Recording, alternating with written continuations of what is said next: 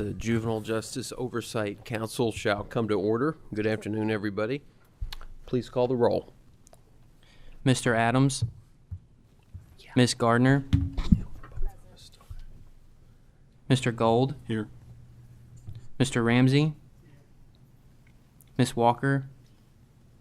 Mr. Ward. Ms. Dennis. Mr. Fletcher. Christina Weeder here for Commissioner Fletcher. Mr. Jackson. Ms. Marks. Present. Mr. Preston. Here. Mr. White. Senator Carroll. Senator Herron. Representative Wilner. Representative Wilson. Here. Co-Chair Storm. Here. Co-Chair Elliott. I'm here. So we will pass over the approval of the minutes of the November 8th, 2024 meeting. Do we have a quorum? Okay, so, well, we won't do that apparently. We do have a quorum, so all those in favor of approving the minutes from the November 8th, 2024 meeting, please say aye. Aye. Aye. Those opposed, no. And the minutes are approved. I do want to take a moment to recognize a new member of the council, Representative Nick Wilson, who is joining us. And welcome, Representative. Thank you for agreeing to serve on the council. Thank you, Chairman. I'm very excited to be here. Good to have you. Agency updates. Any agency seeking recognition? I know that AOC has provided an update that is in our packet, and also Commissioner. He's seeking recognition. Yes. Good afternoon. Just want to share that we have been in the month of August and going into September promoting an awareness campaign around school attendance to help reduce the number of students who may be referred to the court system for truancy. We've had great partnership with a number of different agencies, including Administrative Office of the Courts, who shared some data with us, as well as utilizing our own student information data to really target particular areas of the state where this has been a persistent problem. So we are very hopeful to see some reduction in those numbers. Thank you very much. Great. So our first item, yes, Mr. Preston. Thank you, Mr. Chairman. Just a quick follow-up to that, and maybe I was going to mention this at the end, but it's a natural follow-up.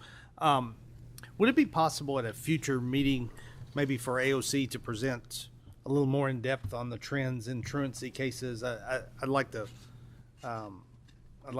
see where we're heading on that, perhaps after the passage of a little more time. So maybe at the next meeting, I just want to raise that as a request.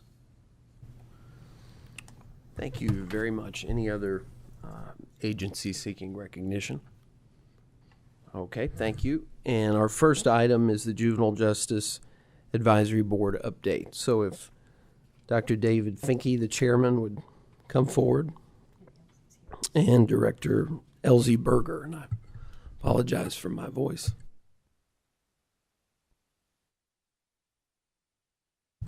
And if you would introduce yourselves and for the record, and then you may proceed.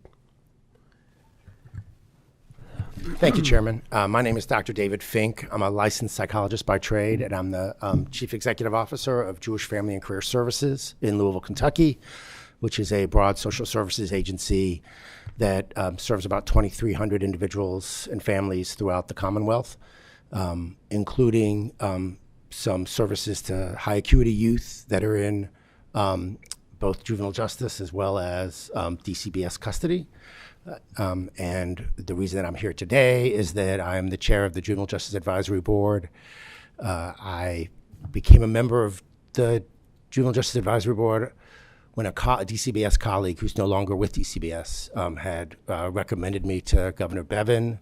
So I was appointed in, I think, November of 2019 and was reappointed by Governor Beshear in, I think, 2023 and became chair of JJAB in January of this year. And thank you for this opportunity to talk about the Juvenile Justice Advisory Board, but that's essentially kind of the overview. I guess I should also add that I am also the facilitator, I guess I would call it, of the Kentucky Juvenile Justice Commission, the legislative work group on juvenile justice reform, which my hope is that at some point in the near future, we'll have an opportunity to talk with this commission and others about some exciting possibilities for some juvenile justice action.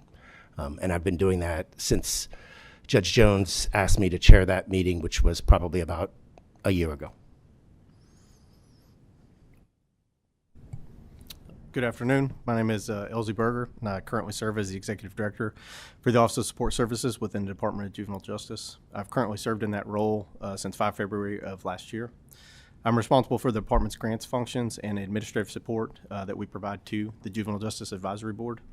I also serve as a member of the Juvenile Justice Advisory Board pursuant to KRS 15A, subparagraphs 5B2, serving as an employee of the Department of Juvenile Justice. I was initially appointed on 20 March 2024 to replace an expiring member's term that ended on 15 September 2024.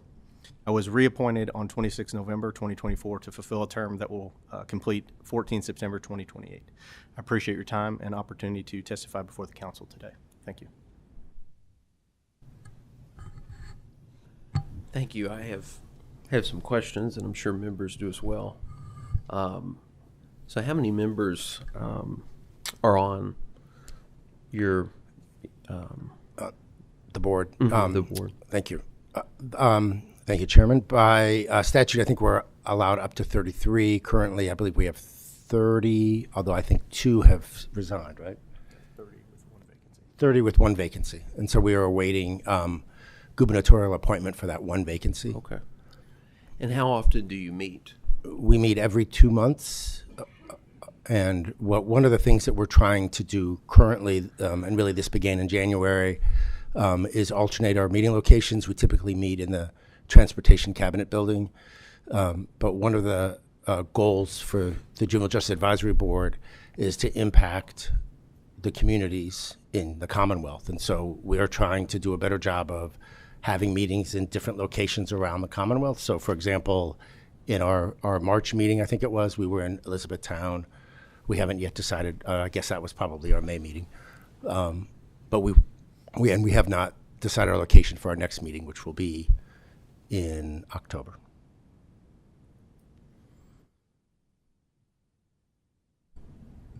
I get it. So we alternate between, Sure. I'm trying to have us alternate between Frankfurt and other locations around the Commonwealth. What do you think the best way would be for members of the public, members of the General Assembly, legislative staff to become involved in your meetings and to monitor and obviously take away from what you're doing, because I think it's important work. That's why you're Right. here today. And what would your advice be? Because I obviously haven't been to a meeting, or I know there is a website Right. that's maintained, and I haven't had an opportunity to look at that, so I assume the meetings may be taped. So meetings are taped. Meetings are, and we've all learned from COVID. So Right. we have a hybrid model where some members are in person, and people are allowed to join online. As a state meeting, it's an open meeting to the public. We have an agenda. We have an open forum section for the community. And part of our goal, to your point, is I think that as long as people think that this is something that happens just in Frankfurt or just in Louisville even, that it doesn't affect them, it doesn't impact them. Well, it impacts Prestonsburg, it impacts, Owensboro, from all points of the state. Hayden, everywhere in the state has issues with juvenile justice at some point or another. And I don't blame you for not fully appreciating or understanding what JJAB does, because when I was appointed to it, I had no idea what JJAB did. And it's a pretty key component of the system of care in Kentucky, particularly for justice-involved youth, because one of the core concepts of JJAB is to help make sure that the Commonwealth remains in compliance with the Office of Juvenile Justice Delinquency Prevention Act, which allows Kentucky then to access $500,000 in funding, federal funding every year, sometimes in excess of that, so that we can then create treatment opportunities and intervention opportunities to, for early intervention and also to reduce recidivism in the state. So, and it's hard to do that unless individuals from different parts of the state are part of the, are giving us feedback, because services in Rowan County, we have one of our members, one of our newest members is the Judge Executive of Rowan County. Services, and I've been to Rowan County to conduct evaluations. There's services available in Rowan County, and the recommendations I make in Rowan County are very different than there's services that are available in Lexington. And so it's important that the community is more aware so that they can inform JJAB of what is happening in their community and what services they need in their community. So appreciate it. Sure.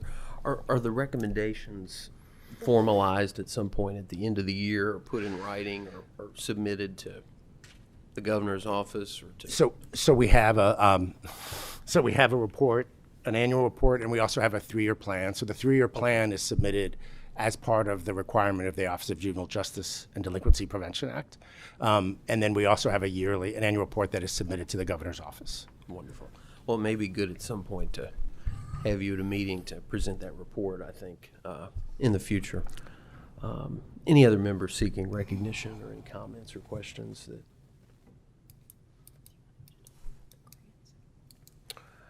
Yeah, why don't you take a moment to talk about the grants that you seek or receive? Sure. So the grant process is that if the state is in compliance with OJJDP, then what is that? I'm sorry, the acronym? Office of Juvenile Justice and Delinquency Prevention. Thank you. Sometimes I'm sorry. acronyms kind Yeah, of run together for me. So if the state is in compliance with those, then we are allowed to access federal funding, and it's a formulaic funding. Prior to that, as part of the 3-year plan, JJAB works in concert with the Department of Juvenile Justice. So the Juvenile Justice Advisory Board works in concert with the Department of Juvenile Justice to identify kind of granting priorities. Typically, we're looking at community-based services. We're looking at substance use concerns. We're looking at early intervention projects. And then an RFP goes out. Again, what we are trying to do with our granting process, and we've been more intentional about this in recent years, is that we're trying to make sure that we're serving both communities where we have the highest rates of juvenile crime and juvenile justice needs, which sometimes does include Jefferson County. However, we have other counties that have a lot of need as well. And so if you access the grant recipients, what you will find is that they're not located in any specific region of the Commonwealth, that they really are throughout the Commonwealth, because it doesn't do our Commonwealth any good. It doesn't do our youth any good if we provide all those funds in one community and not throughout the Commonwealth. So we try to spread that around.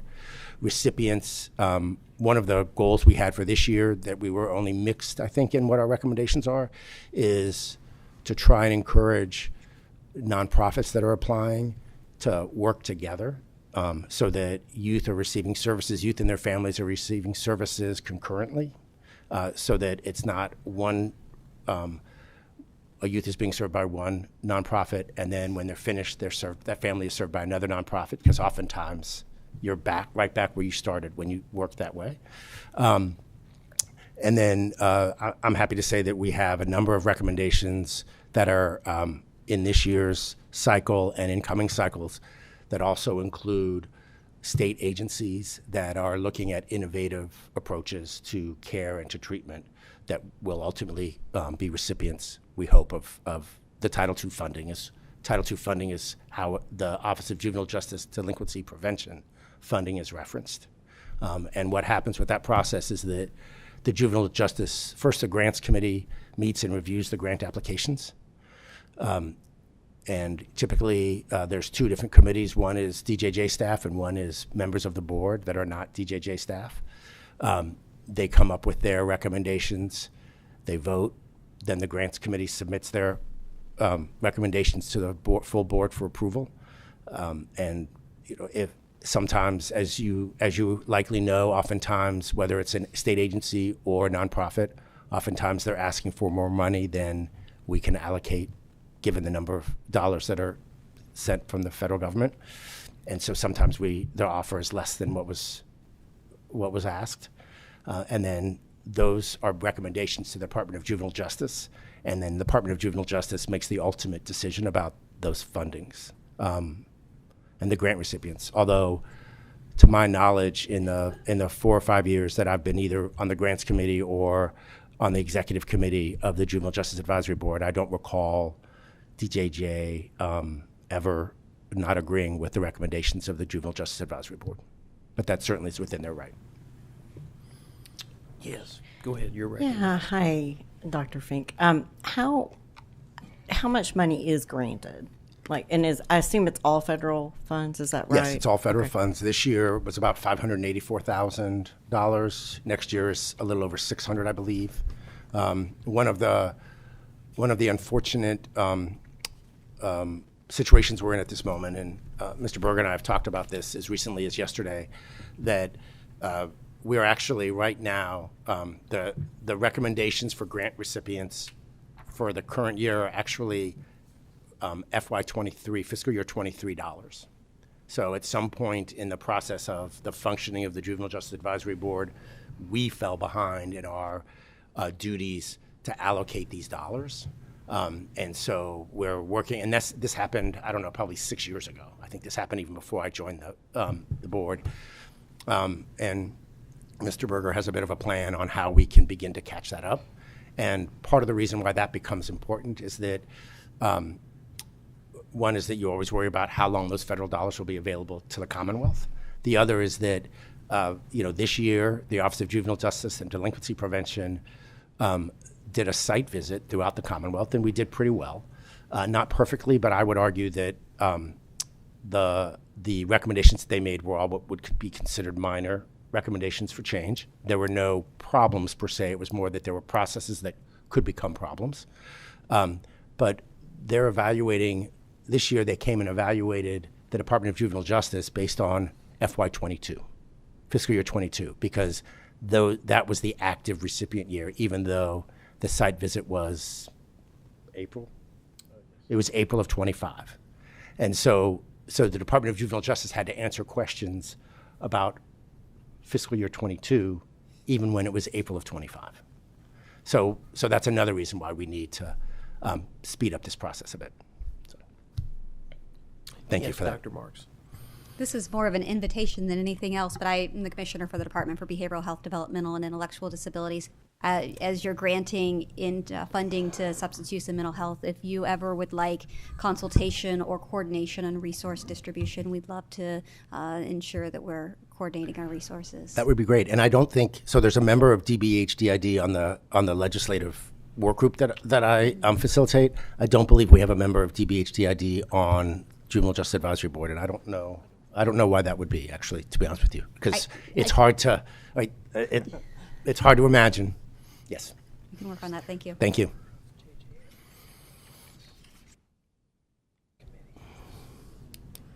Yes, Mr. Preston. Thank you, Mr. Chairman. Hello, Dr. Finke. Hello, Mr. Preston. How are you? Mr. Berger, good to see you. I was looking through the statute. This isn't about the grants. This is about the board more generally. I was looking through the statute that creates it. This is quite a large group and multidisciplinary. It looks like this would be the kind of group that would have healthy conversations and good debate because different perspectives being represented. And so my question is just kind of what is the participation level in the JJAB? Because you and I have both been on groups that may have 25 members, but 3 people show up when you call a meeting.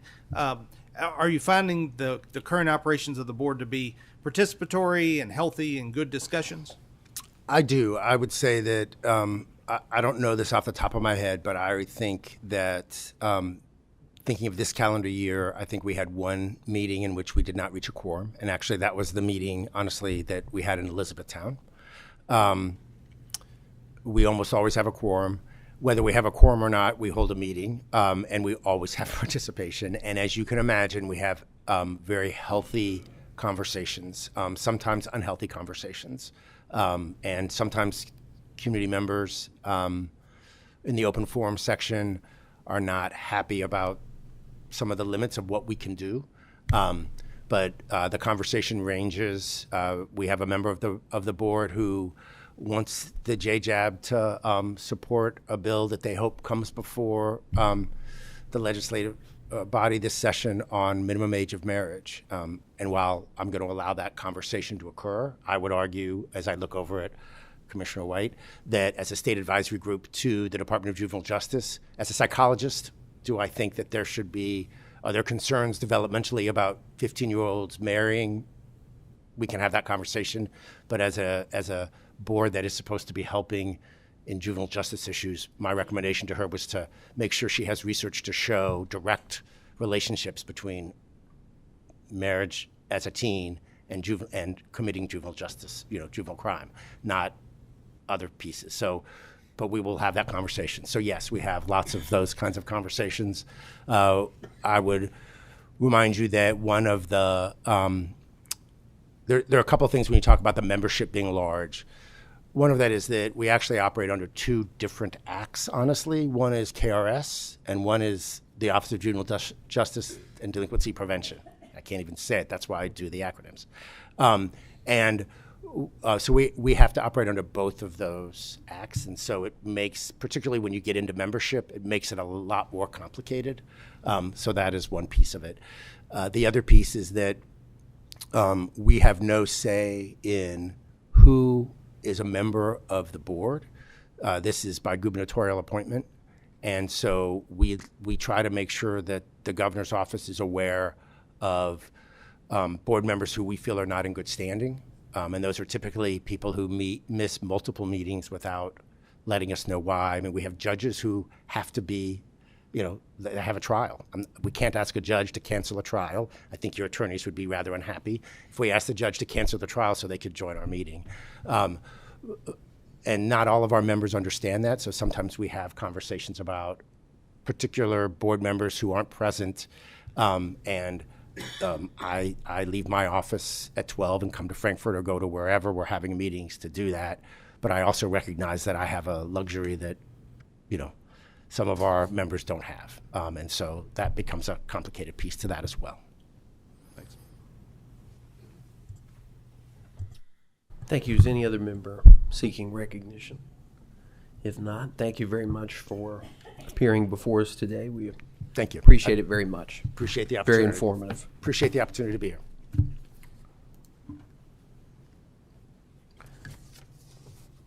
And so the second item is the Department of Juvenile Justice update with Commissioner Randy White and Deputy Secretary Mona Womack. So if you would please come down to the table, and introduce yourselves, and then proceed.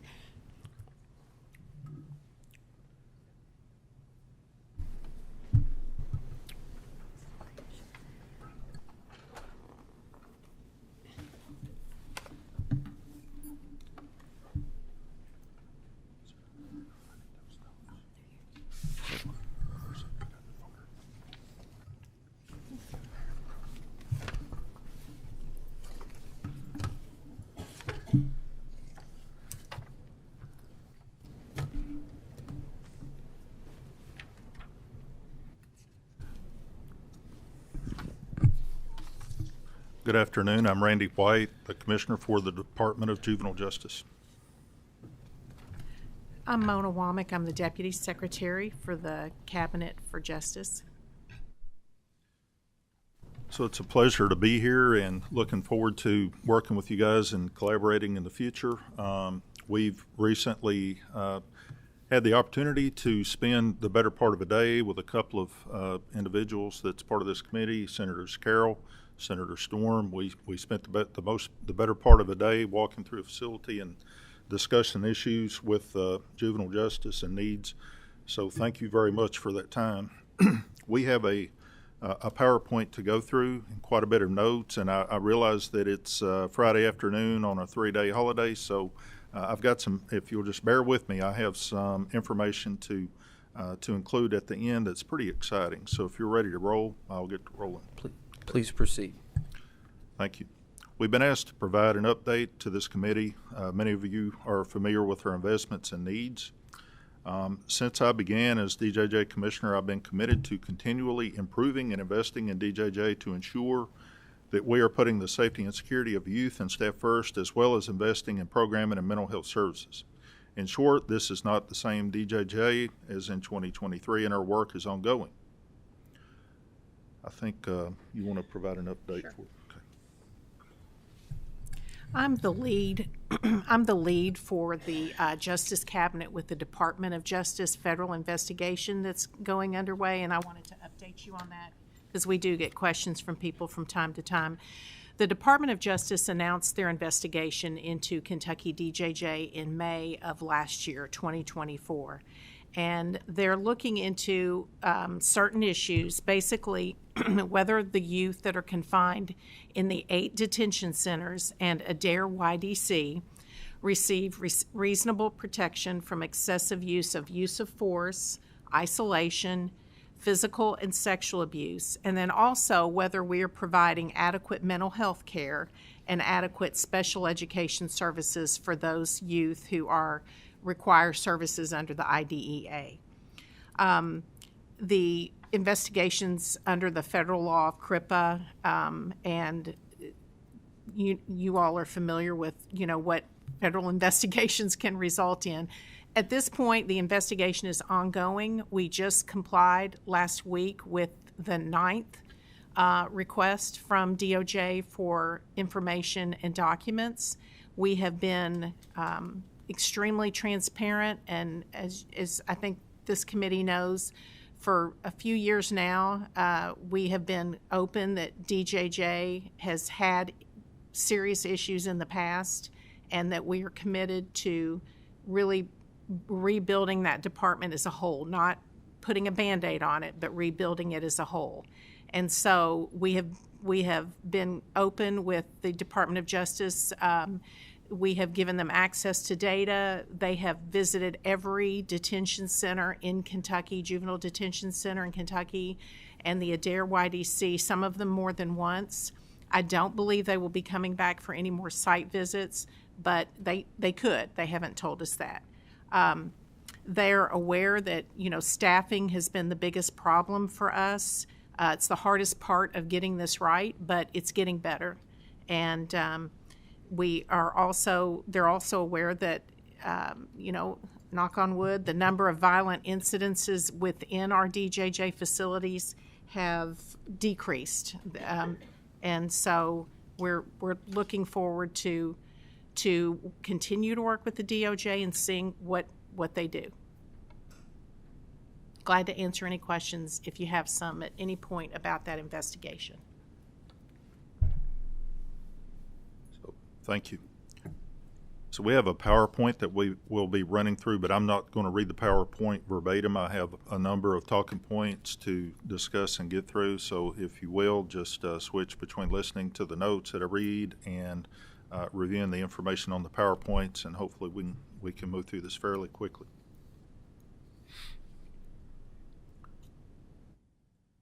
So there's been several important pieces of recent litigation which have impacted DJJ's population. This includes automatic detention of youth and with violent crimes, expanded definitions of violent crime, and enhanced penalties, and the use of a firearm in a crime for a youth.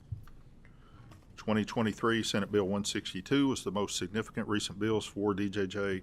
We worked alongside the legislature to codify investments we made in the Beshear administration, continue requested improvements to staffing and security, and fund critical requests.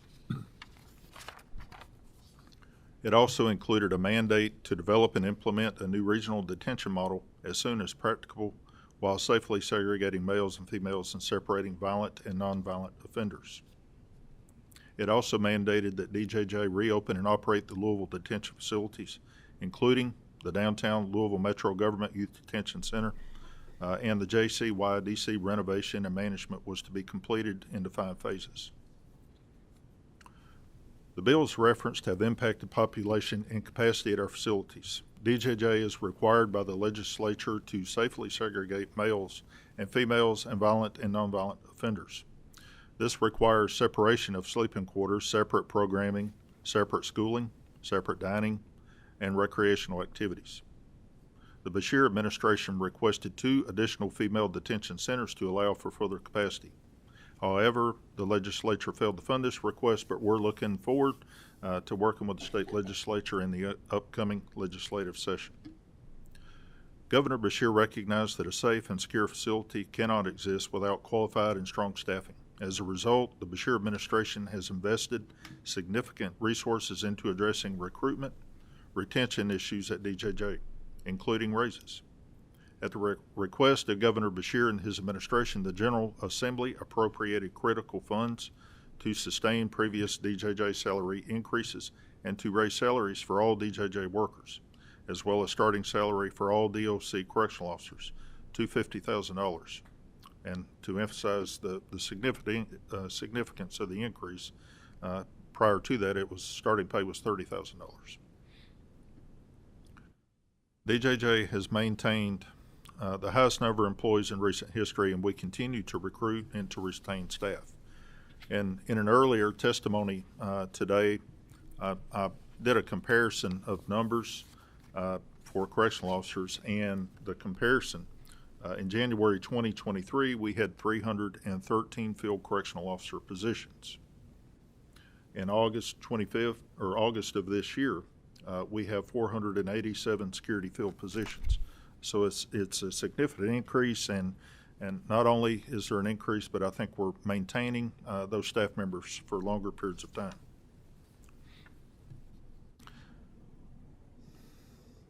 DJJ went from 6 mental health vacancies, qualified mental health professionals in our detention facilities and our youth development centers to zero vacancies in that area.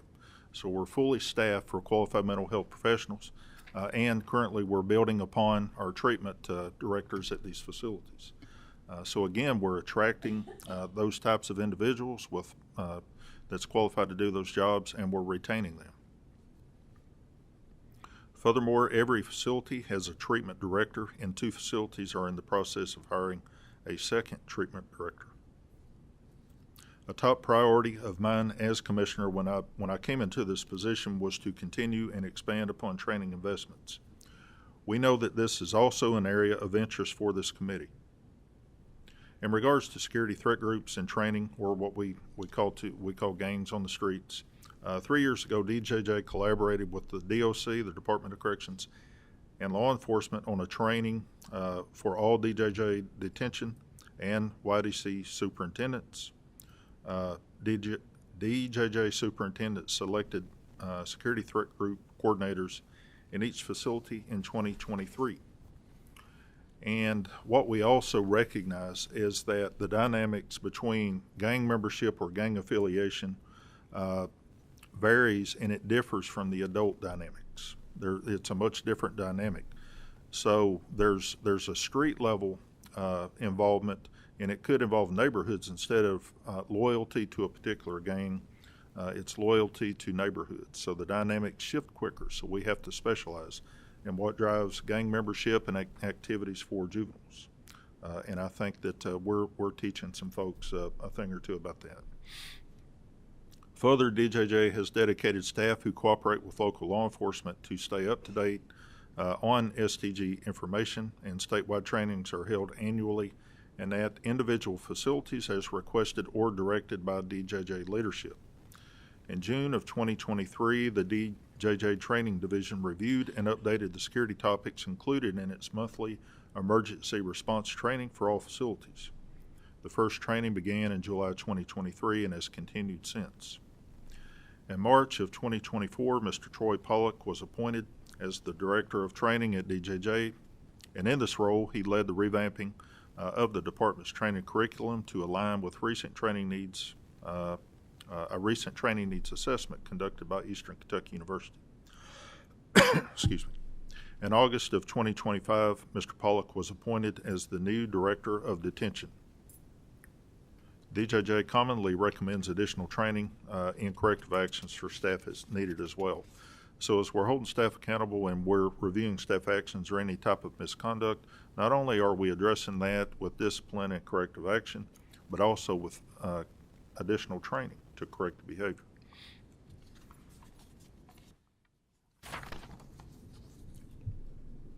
The safety and security and well-being of youth and staff depend on accurate and timely data. DJJ data systems were built for a different time and a different population. Events in 2022 and 23 made clear that the data landscape at DJJ was outdated, siloed, and inadequate for current needs. Our department has made great strides in this area. In January of 2023, DJJ was added to the Kentucky Offender Management System Master Agreement to upgrade DJJ's offender management system. And this has been underway in several phases. So we're calling it the Juvenile Kentucky Offender Management System, and it's closely modeled after the outstanding Kentucky Offender Management System in the Department of Corrections. DJJ is in the process of replacing the DJJ-owned and operated detention booking system, which supports the detention centers with the appropriate JCOMS modules. To date, DJJ has bought, my notes say 35, but I think that's actually 34 modules to track and identify individual resident information. 5 of the 7 detention centers have access to JCOMS. Critical improvements have been underway or completed at the detention centers.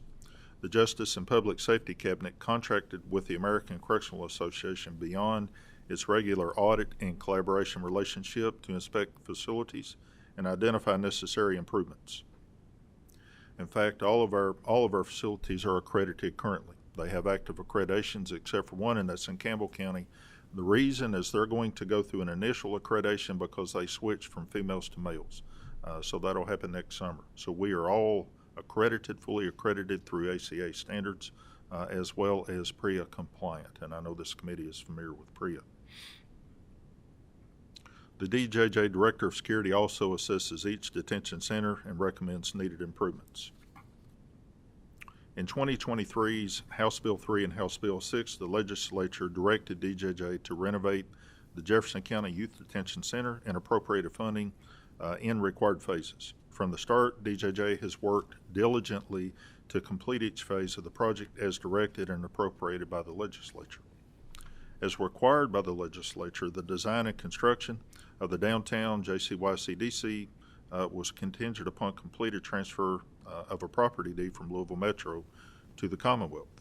It took 2 years for Louisville Metro to transfer the deed to the state, during which time we continued to work through the design phase. And I'll just have to mention that the complexity of transferring that deed, it was no fault of Louisville Metro or the Department of Juvenile Justice.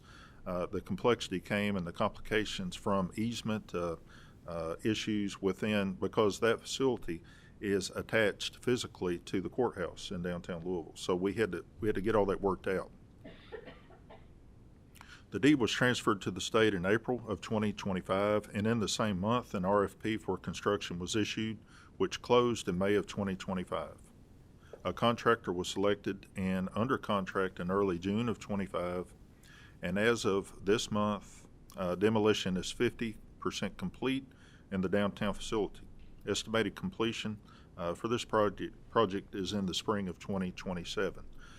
So there's 3 levels to this facility, and we're renovating the first two levels, and then the 3rd floor is going to be partially renovated as far as our funds will allow us to go and what's appropriated for renovation of the facility.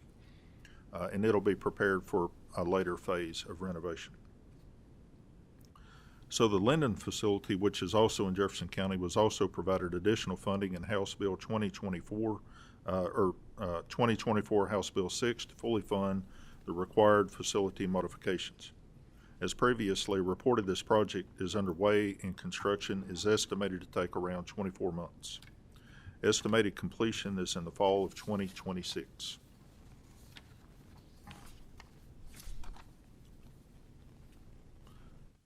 DJJ hired design consultants to review the status of each facility and components and to make recommendations based on projected population, and 2023 Senate Bill 162 mandates for separation. As a result, DJJ requested funding for modifications and expansions to the Breathitt, Fayette, and McCracken County detention facilities to support the male population, which were funded in the 2024 House Bill 6 and are in the final stages of design. While we've not started construction, we're in the final stages of design for those facilities. Based on the consultant review, Governor Beshear requested funding for 2 female facilities and 1 high acuity mental health facility during the 2024 and the 2025 legislative sessions. These were not funded to date. They've been included again in DJJ's 2632 capital plan submissions. Through this process, DJJ also received updated facility assessments and has prioritized facility repairs and maintenance projects to be addressed with maintenance pool funds. The department has made significant investments into mental health services. Both Senate Bill 162 and the House Bill 3 outline requirements for DJJ regarding mental health. Senate Bill 162 requires that DJJ enter into contracts to ensure availability of institutional treatment for those youth with significant mental health issues. DJJ is also required to provide youth in crisis access to mental health professionals, and I think we've discussed that we have a qualified mental health professional at all facilities now, all juvenile detention centers and youth development centers. House Bill 3 required automatic detention of youth accused of violent offenses for up to 48 months. These youth are required to be assessed by a mental health professional. Any treatment recommended must be provided by DJJ and may be provided via contract. The automatic detention provision of House Bill 3 went into effect July the 1st of 24, and as of August the 19th, 2025, 483 assessments have been performed, and I think that's an outstanding level. DJJ has hired a qualified mental health professional at every detention center in YDC, as I mentioned previously. We also amended our contract with the University of Kentucky Department of Psychiatry to allow advanced practice providers to treat youth in DJJ. As a result, 2 psychiatric nurse practitioners evaluate and treat youth on a weekly basis at every detention center. Youth detained in DJJ detention facilities complete initial medical and mental health screenings during the intake process. Results from both screeners are reviewed by trained staff. Additional screening is conducted when areas of need are identified and followed by referral to on-site counseling staff or DJJ's regional psychologist for further evaluation. There continues to be challenges to providing adequate mental health services to those youth in detention. Detention staff must handle a wide variety of youth and situations due to the nature of detention, and they must triage immediate needs of youth in custody. Mental health and education services are provided to youth in detention. However, because their cases have not concluded, DJJ is limited in the programming that it can provide in detention because of the timelines. We can't always guarantee that they're going to stay put long enough to get evidence-based classes. Formal evidence-based treatment is limited in detention. For example, youth may not be guilty of the offense for which they're detained. Also, youth and parents have the right to refuse treatment. Parents must give informed consent. Significantly, the duration of detention is unpredictable and often not long enough for effective services. It is also important to note that not all youth need treatment services. And I think our last slide to conclude and to get closer to wrapping this up, private healthcare organizations are not required to accept DJJ youth, and DJJ has historically faced significant barriers to placement for violent youth with severe mental health issues. Private treatment facilities often will not admit or will prematurely discharge severely mentally ill youth who are aggressive or violent. Absent any clinical mental health alternative, DJJ detention facilities may be the custodian of last resort.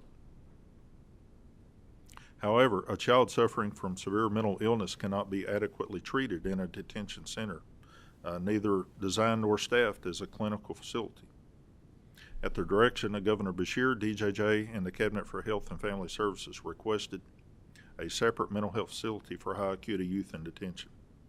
This was included in the governor's budget as well as the 2024 Senate Bill 242 and 2025 Senate Bill 111. To date, it's not been funded by the legislature, but we're looking to the next legislative session and working with our state legislators to perhaps move forward and progress in this area. So in a previous testimony today, I had mentioned that the need for the high acuity facility is still great. I think that we run the numbers of those youth that we reviewed for treatment in a high acuity mental health facility or a residential treatment facility. And I believe our numbers, what was quoted to me, it's either January of this year through the end of May, or it was January through August, but regardless, the number that we reviewed that would potentially need treatment in that facility was 233 individuals. And again, it's 233 individuals. Now, while those youth would not have necessarily been admitted into a residential facility, that demonstrates the need that we have, spanning our department for males and female offenders. This year, we have placed a total of 21 juveniles in residential treatment facilities, private facilities. Out of those 21 juveniles, one was sent out of state. To end on a positive note, and then we can certainly take questions and have discussion, but this year, the Department of Juvenile Justice identified a different physical management technique to train our staff on, and the technique is called Handle with Care. Handle with Care is the training technique that's taught across the nation, and I think around 25 different states use this technique, and we moved away from Aikido and got out of the Aikido business. That sunsetted on July the 31st of this year.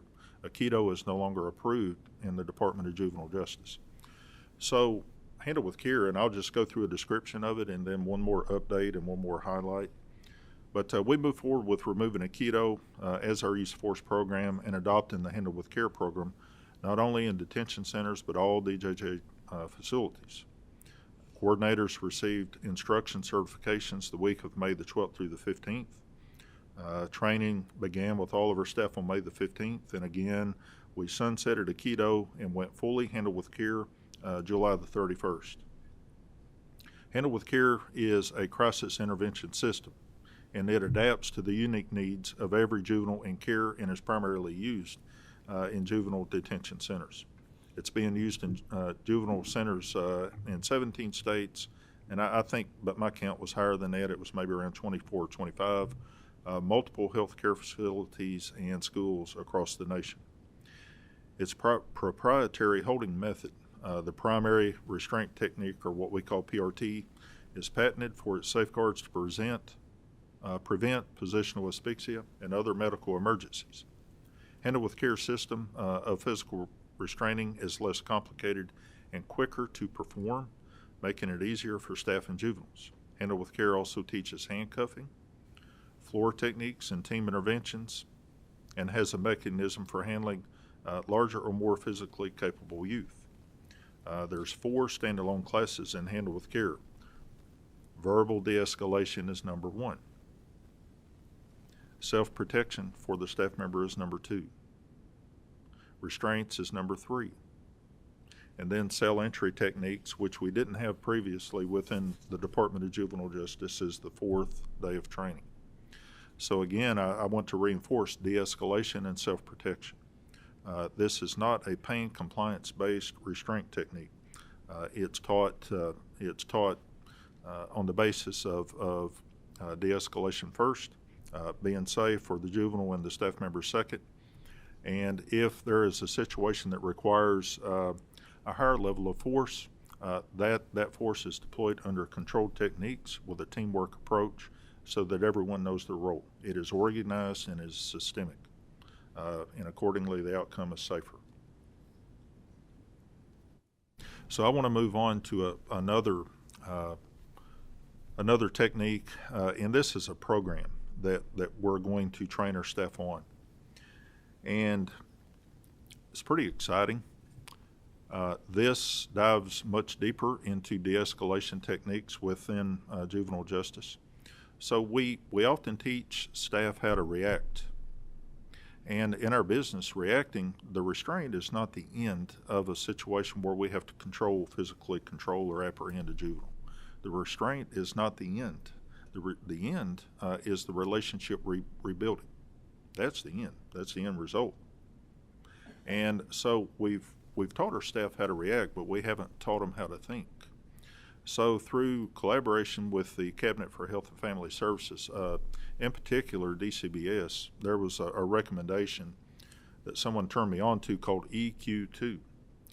And so when I looked in EQ2, I was concerned that, these juveniles that we deal with, they can be taxing mentally. They can be challenging. They can get under the skin. They can incite the staff members, and the staff members are not even aware of what's going on until they're emotionally reactive. And when I took a look at EQ2 teaches the staff member to be aware of their own triggers, to be conscientious of adverse childhood experiences. That often a juvenile's behavior is trauma-induced. It's not necessarily they're not mean or disruptive, but it could be a reactionary. And I'll just go through the EQ2 description, and I guess we can then take questions.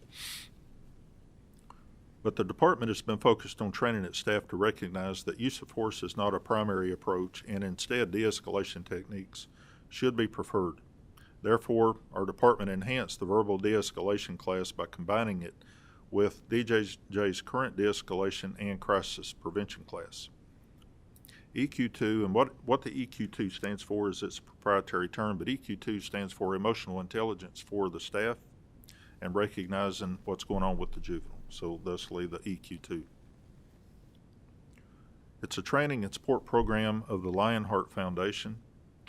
It is a separate and a standalone program, so it's not a curriculum, it is a program.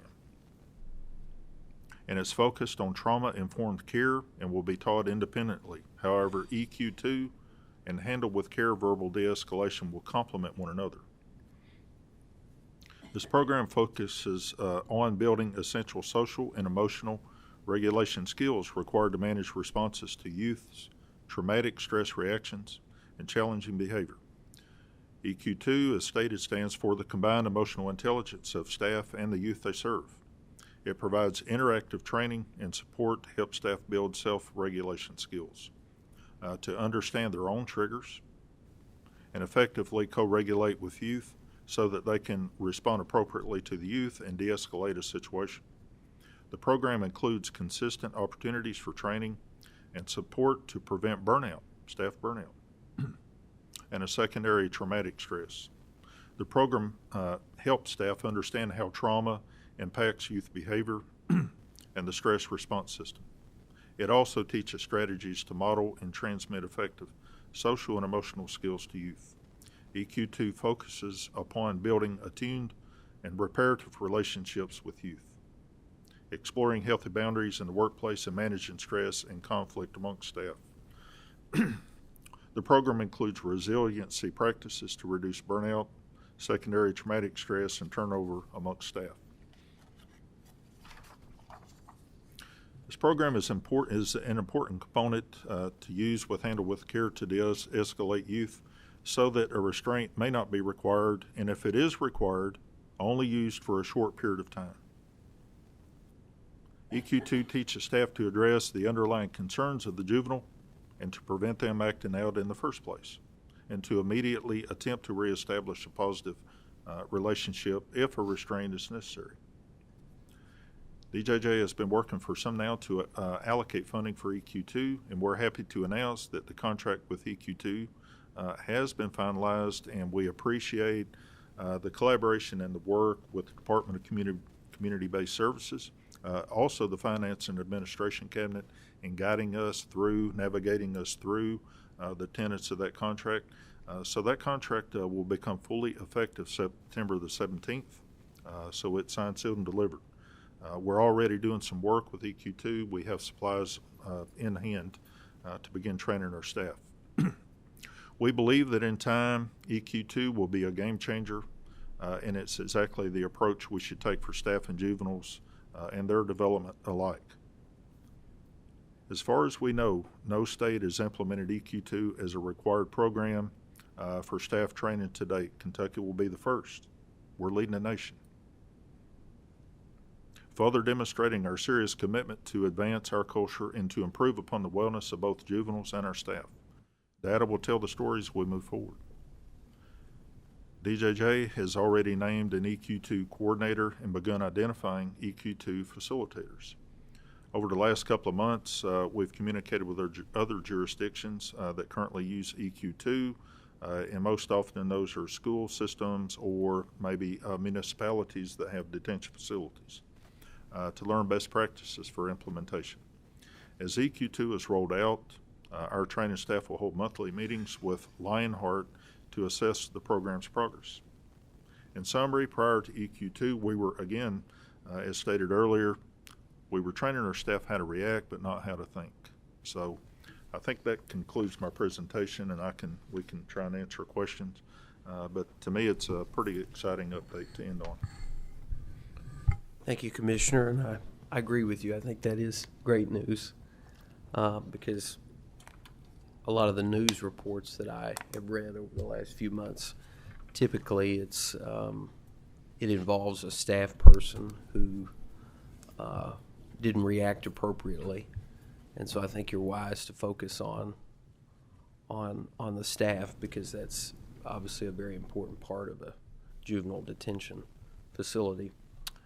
As far as the two Louisville facilities that you have discussed, have you determined what type of juvenile offender would be housed in each facility once they are completed? Yes, sir. And I'll differentiate between the downtown facility and the Linden facility. So the downtown facility will be for male, high-risk Jefferson County juveniles. And I think our bed count was going to look in the neighborhood in the first phase of this was going to be around 64 beds, which would give us additional beds over what we have currently for high-risk offenders in Adair County. The Linden facility was going to be it's intended for low-risk detention males, and I believe our bed count there was going to be 20 or 34.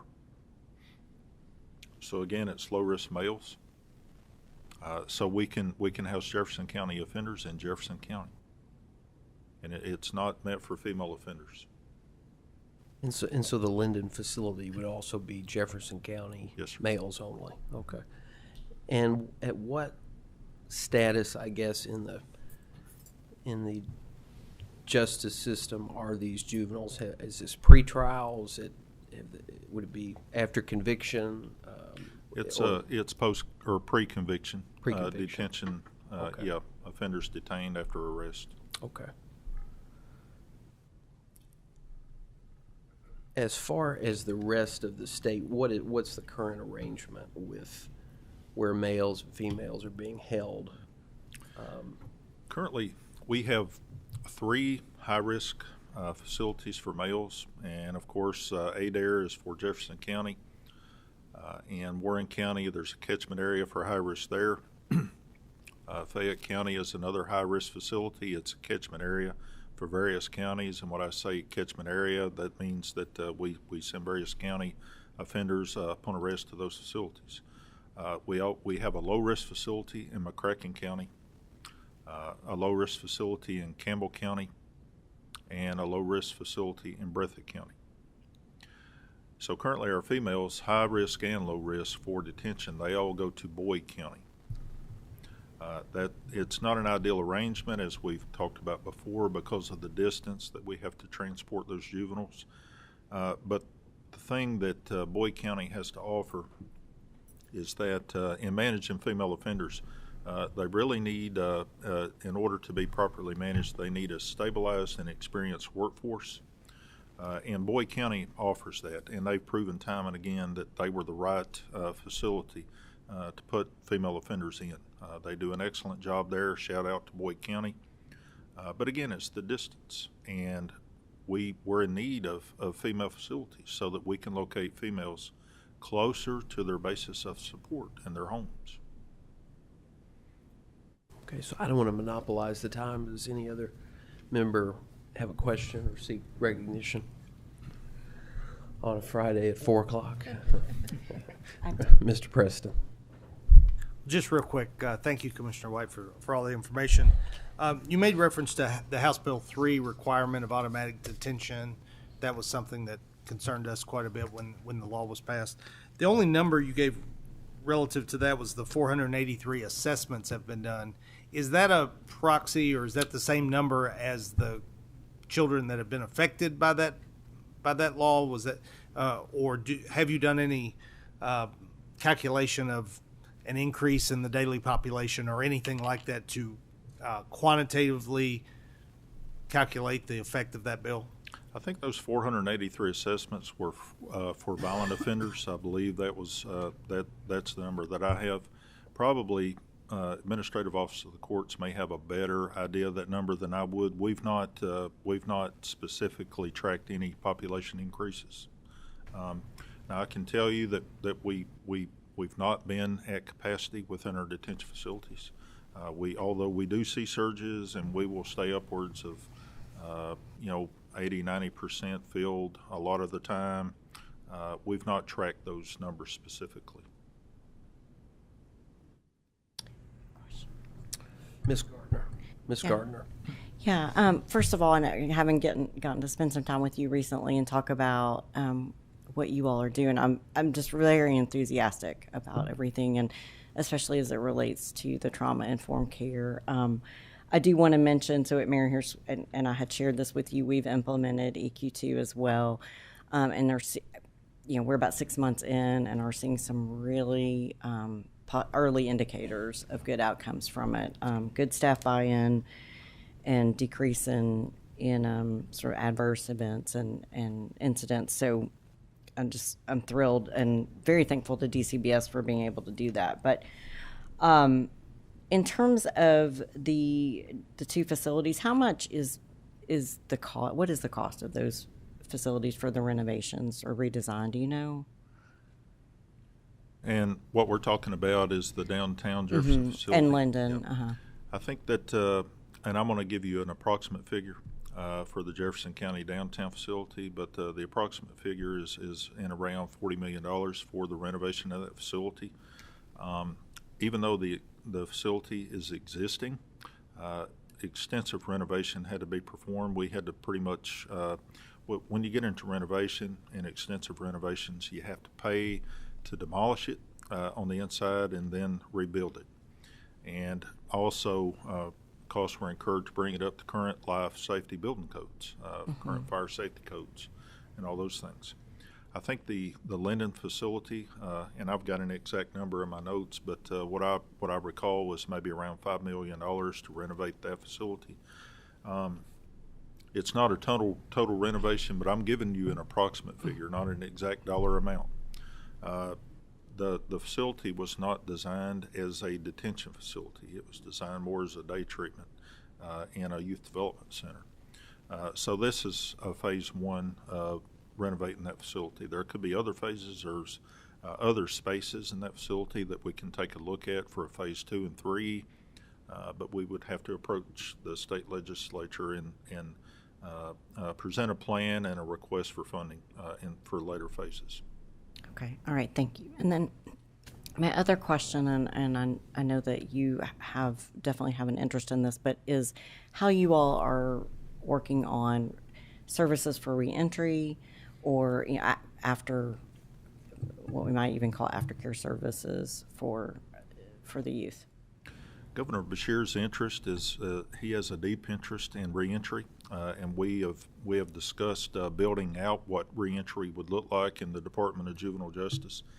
And from my former career in the Department of Corrections, reentry was a vertical process, meaning that we got the offenders in that was convicted felons, and we wanted to offer them opportunity. We wanted to offer them training and support And ultimately, the goal was for them to exit our system and to stay out of our system, sustain through that support and the training and the education and so forth.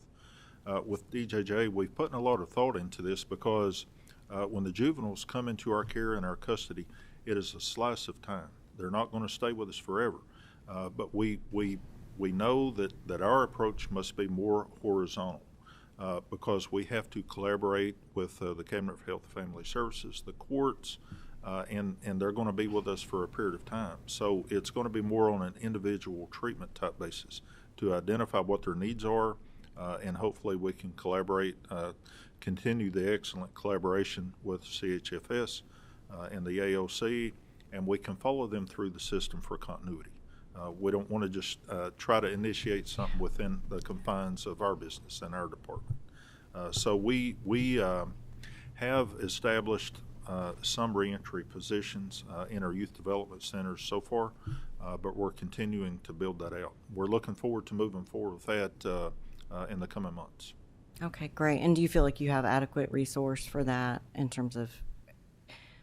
I think it's gonna take more staffing, and I will tell you that before I request additional positions or additional staffing and resources, we've taken a look at being more efficient within our department, and where we felt we were inefficient, we've reallocated positions. So we're trying to work and create those positions based upon being much more efficient with our own staffing, rather than asking for additional funding.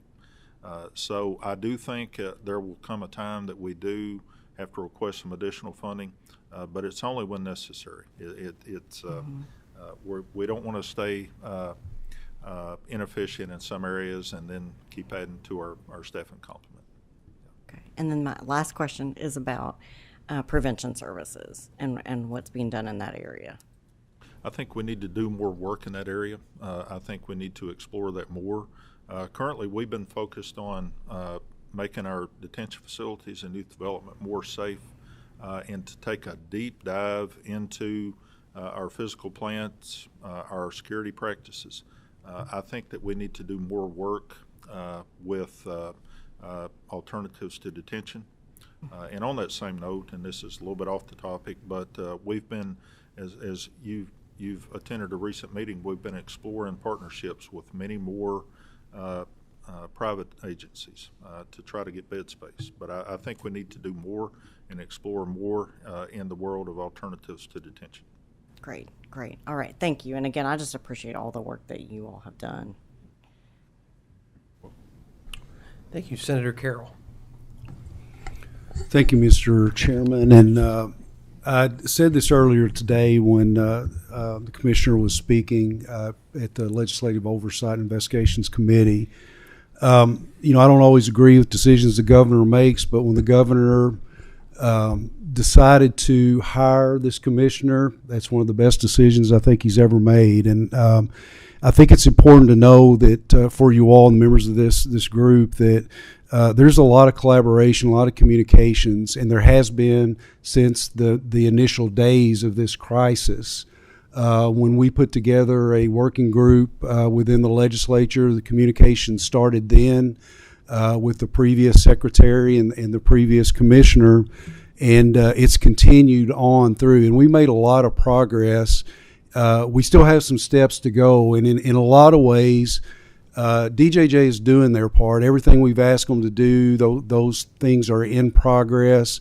Things are changing, and I can't compliment the commissioner enough for what he's doing. And it's not he is changing a culture. He's addressing every aspect of DJJ, and that's what we needed, from policy to training. You name it, and he has done that, and he's been very effective in that, and it is moving forward. At this point for the legislature, and we talked about this, and I said it this morning, I think there are three primary areas that we need to focus on, and ran a bill the last couple years. After last session when things didn't go through, I asked Chairman Elliott and Chairman Storm to help me to come on board and work on this legislation and try to help finish this out with what we need to do. in consideration of what's best for the kids, in consideration with DOJ, the risk that we face of getting another consent decree occur. And they have agreed. They've attended meetings.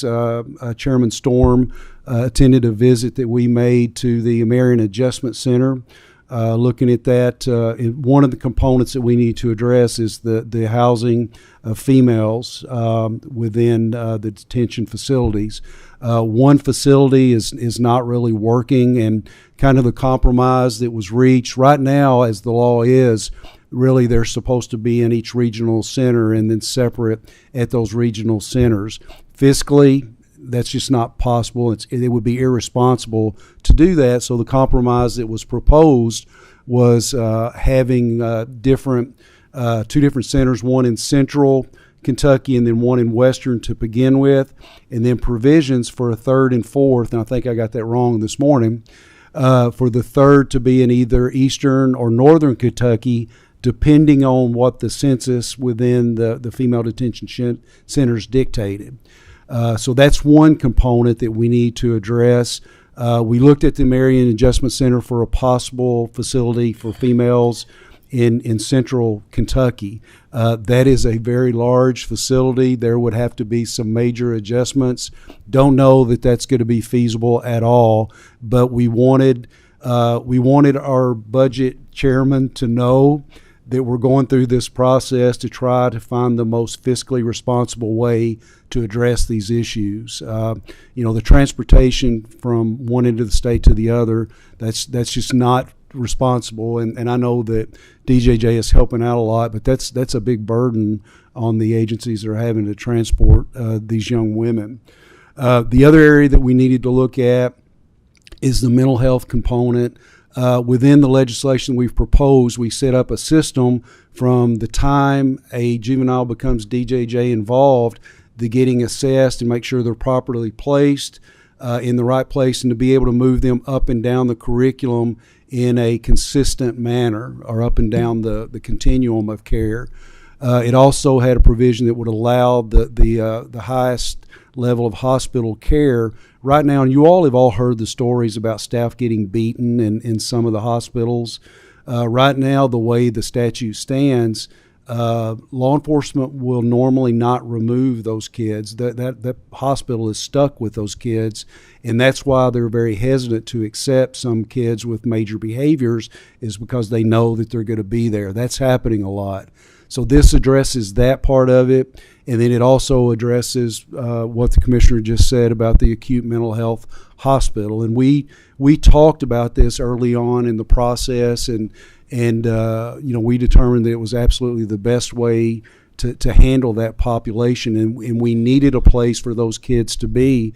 You all remember the young woman that we talked about so much that was in a detention center, living in feces, naked most of the time, and the only way she was able to get the treatment she needed was to turn 18 and go to the state hospital. It's that population. In the beginning, when we started this, I think there was a gross underestimation of the number of kids that would be treated and be housed in this facility. And there's no question now, you heard what the commissioner said, that facility will be utilized at 24 beds.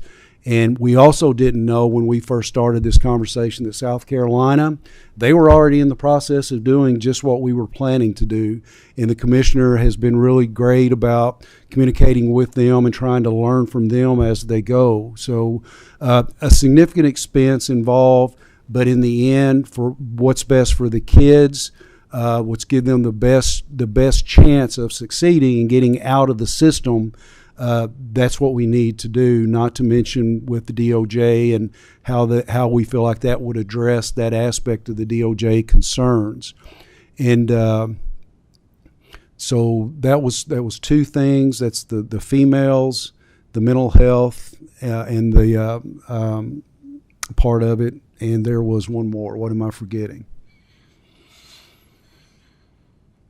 I can't think of it right now, but we do plan to run this bill again, and it's my hope that our chairman will be involved in this, and we're trying to get as much information as we can.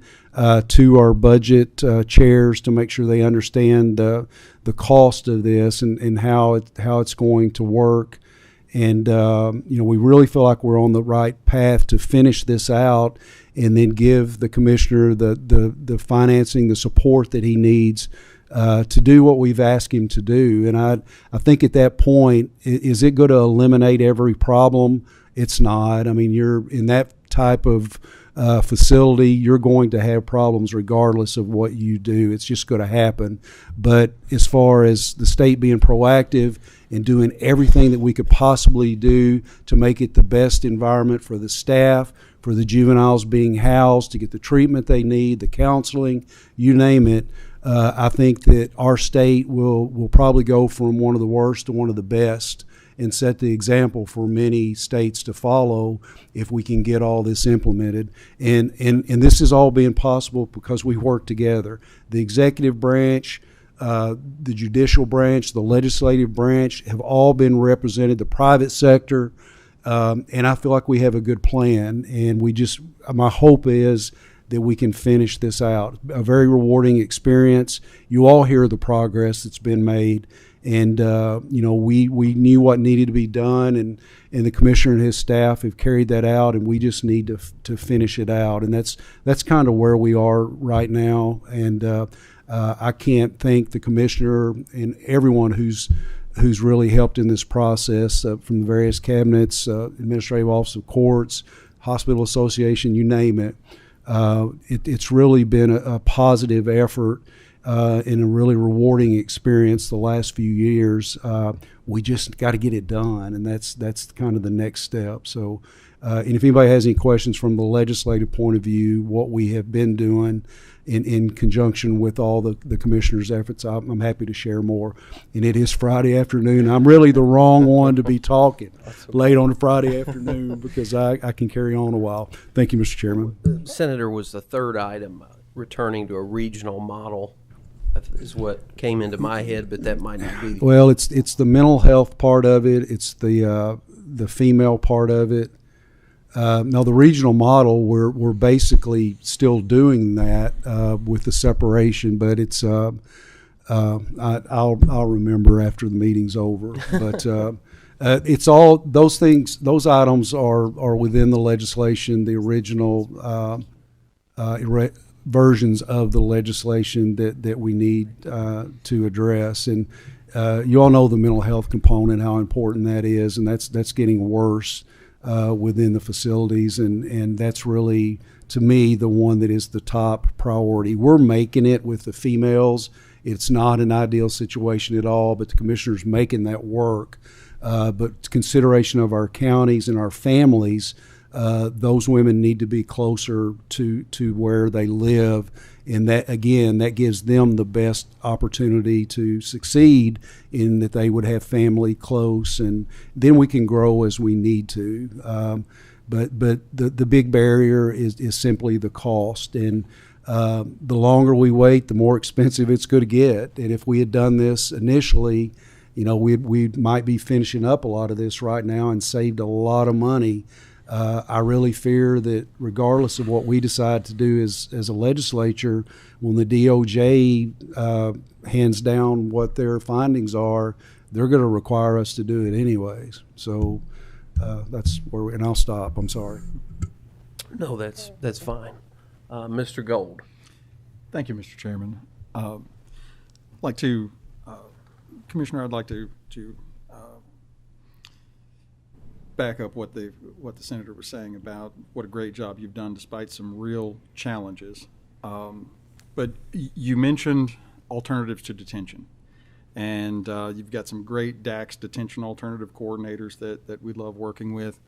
In the last few months, anecdotally, at least where I am in Western Kentucky, we've been seeing some real deficiencies when it comes to those alternatives to detention.